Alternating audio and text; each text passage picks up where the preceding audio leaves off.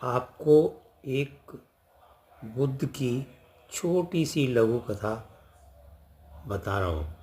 एक बार बुद्ध एक राजा के यहाँ राज्य में गए। जब वो वहाँ पहुँचे तो उनको ज्ञात हुआ कि वहाँ पास में एक जंगल है, बहुत घना जंगल।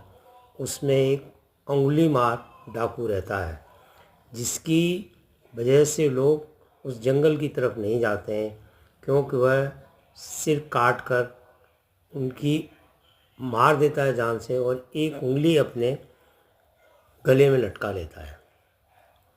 बुद्ध ने उस उंगली मार से मिलने की इच्छा व्यक्त की।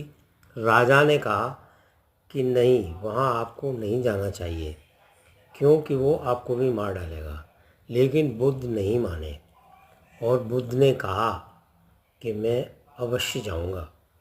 और बुद्ध वहाँ गए तो उंगली मार उन्हें मारने के लिए दौड़ के आया। तो बुद्ध बिल्कुल नहीं डरे। तो उंगली मार सोचने लगा कि मेरे डर से लोग कांप जाते हैं, लेकिन ये कैसा व्यक्ति है जो बिल्कुल भी नहीं डरा।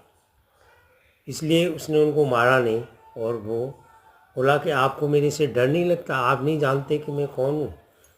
बुद्ध ने कहा कि तुम उंगली मारो, तुम्हें देखने से ही पता लगता है, क्योंकि तुम अपने गले में लोगों की उंगलियां डाले हुए हो। तो उंगली मार ने कहा कि फिर मैं तो तुम्हें मार डालूँगा। बुद्ध ने कहा कि मारना आसान है, लेकिन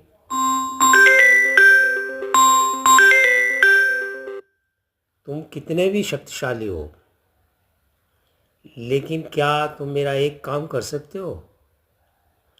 उंगली मारने का बताइए। तो उसने कहा कि एक पेड़ से डाली को काट लो।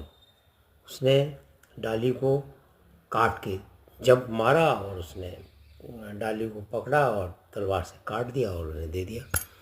बुद्ध ने कहा इसको आप जोड़ दो जहाँ पर थी, कर सकते हो तुम? उसने कहा ये मैं नहीं कर सकता। तो बोले तुम एक छोटा सा मामूली काम नहीं कर सकते तो तुम सब शक्तिशाली कहाँ हो?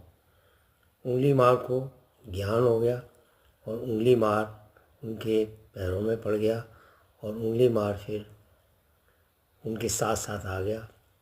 बुद्ध ने जो है राजा से कहा कि अब ये सुधर गया है और इसको अब अपने राज्य में रहने दो। वो सुधर गया, वो एक भिक्षु बन गया और अच्छी तरह से वो रहने लगा। इसलिए कहा है happiness will never come to those